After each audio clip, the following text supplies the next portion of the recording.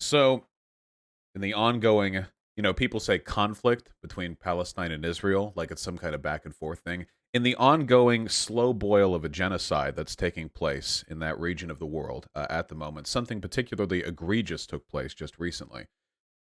As described by Eddie Snowden, I get to call him that because we're good friends. Israel just intentionally destroyed press offices in Gaza, giving only 1 hour's warning. Associated Press president was, quote, horrified that the Israeli military would target and destroy news organizations in Gaza. Imagine this was your home. It was IDF fighter jets that struck this building. Apparently, what took place was they gave the residents of this building exactly a 1 hour to evacuate. Now, I want you to imagine, I mean, really, really imagine, okay? You're a journalist. You were born in America. You traveled over to Gaza so that you could report on the very relevant geopolitical shit going on over there, okay? And you get an alert. You get a call, all right? You have 1 hour. Your building is about to be turned into rubble, okay? You have computers here. You have servers here. You have people. You have stacks and stacks of paperwork. These are you have an hour to take the contents of this building out of the building and move it a great distance away, far enough away that the rubble won't hit it. Terrifying, legitimately terrifying.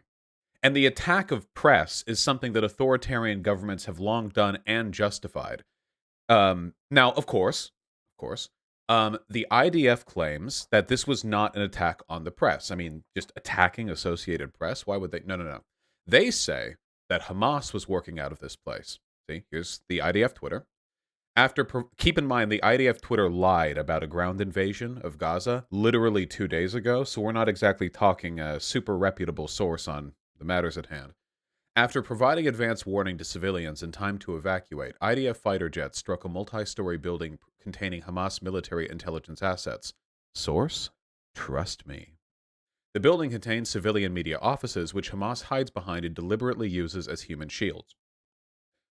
Now, of course, the Associated Press claims that in their time there, they have seen no evidence of Hamas operations within the facility. But, I mean, the proof here is overwhelming. We actually have a building highlighted in red. I mean, look at that, huh? Now, somebody in chat provided me this article. This is from the Jerusalem Post, which, again, I'm being charitable here. Not exactly an unbiased organization on this, which claims that Israel has showed the United States a smoking gun on Hamas in the AP office tower. So claim the officials. Unfortunately, the proof is never provided here. Even though it's in very hot demand right now, all they say is that the proof was provided in a conversation with the White House. Okay. All right.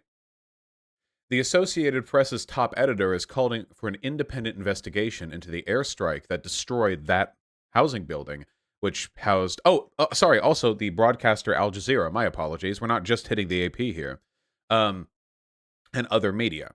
So, I don't want to get all conspiratorial here, but the IDF is known for lying about this stuff, so I think that I'm well within my rights to speculate a little bit on, let's say, alternative explanations for this, okay? First and foremost, let's say there are Hamas in that building.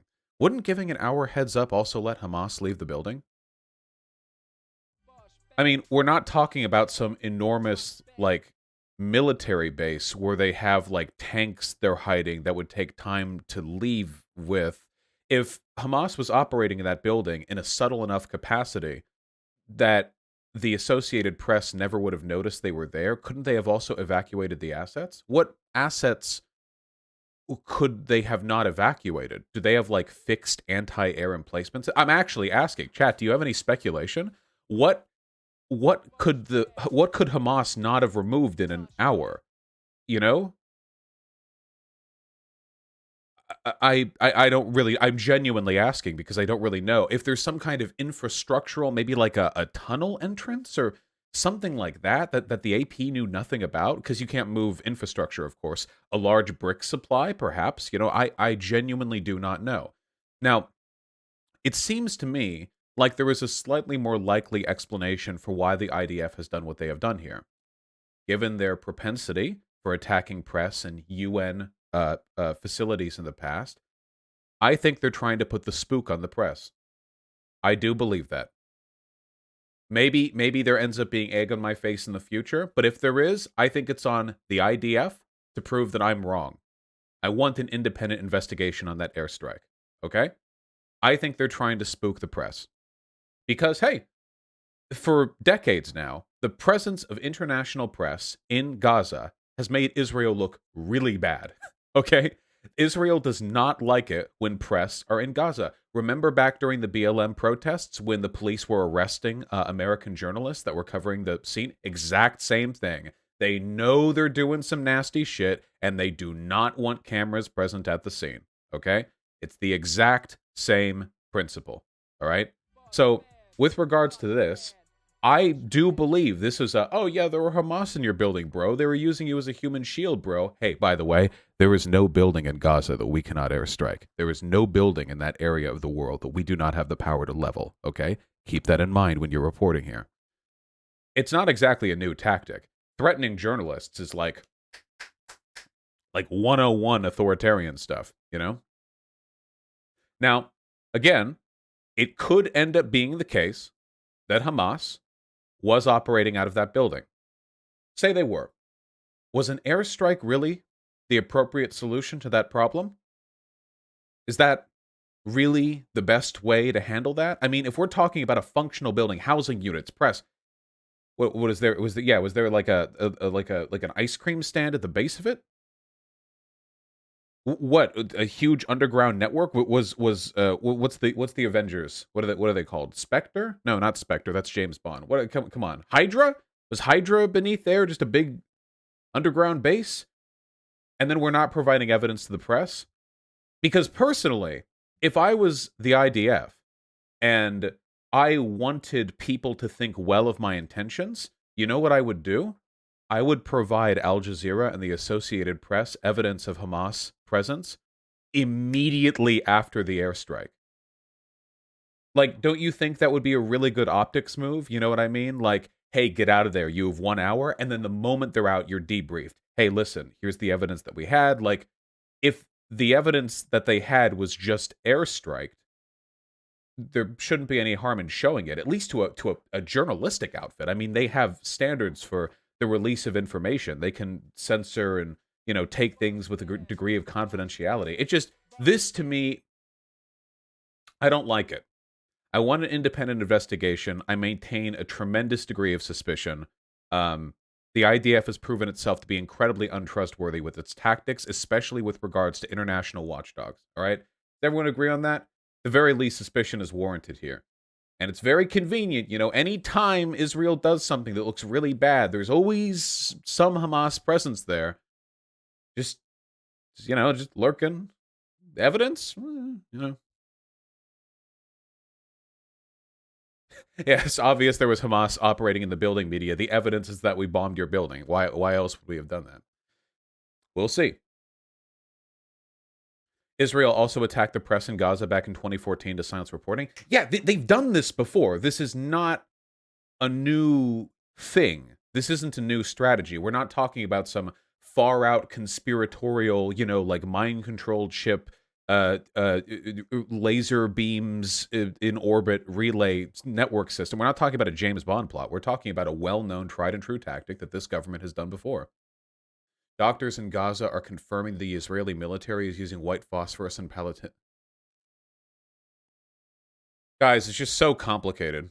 It's just so complicated, dude. I'd love to have an opinion on this. It's so complicated. Do you know what white phosphorus does to civilian populations? Who here has played Spec Ops: The Line? There was a whole video game about this. Do you have any idea what this does?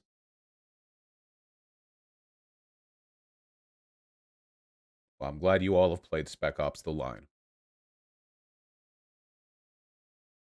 Not the first time either. No.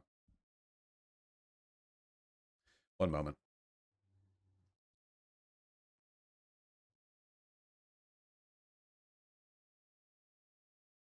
Israel has insisted that its use of white phosphorus in the conflict was permitted under international law and that it sought to avoid unnecessary civilian deaths in Gaza.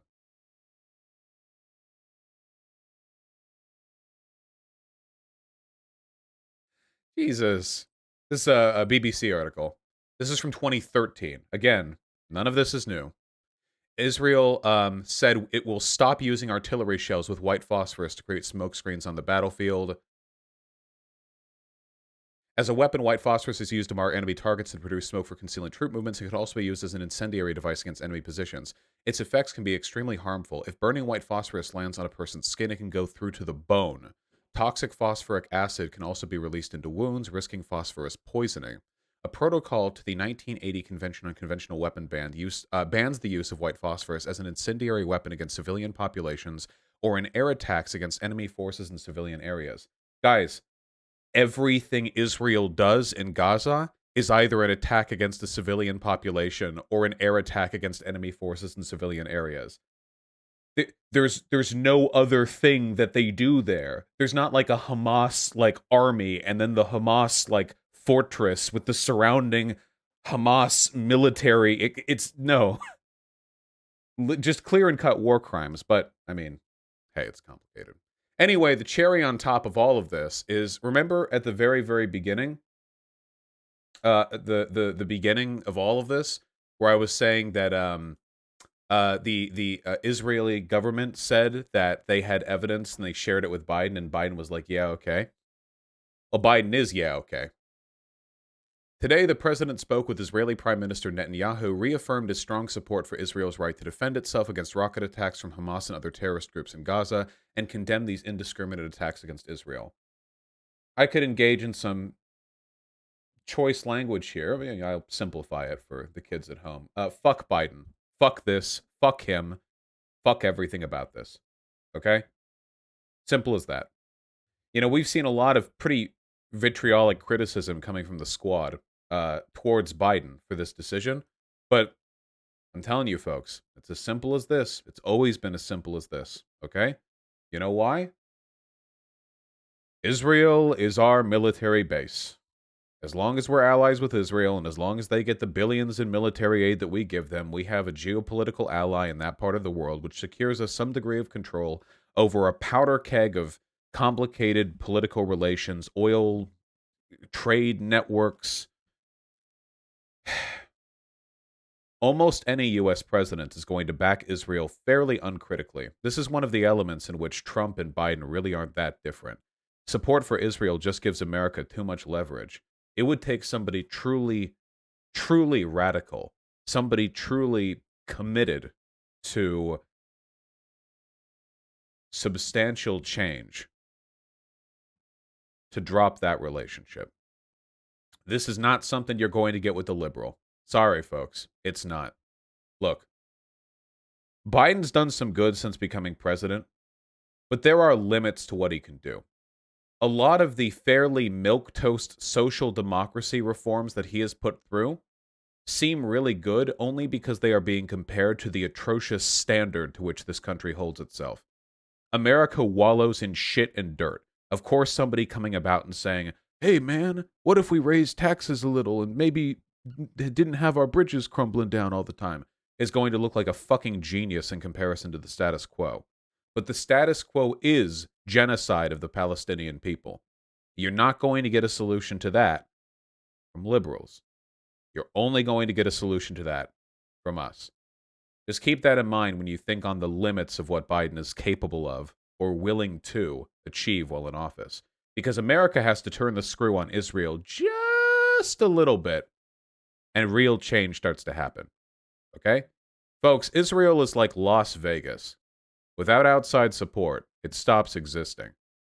So America has a lot of leverage when it comes to determining the domestic and international policy that Israel engages in.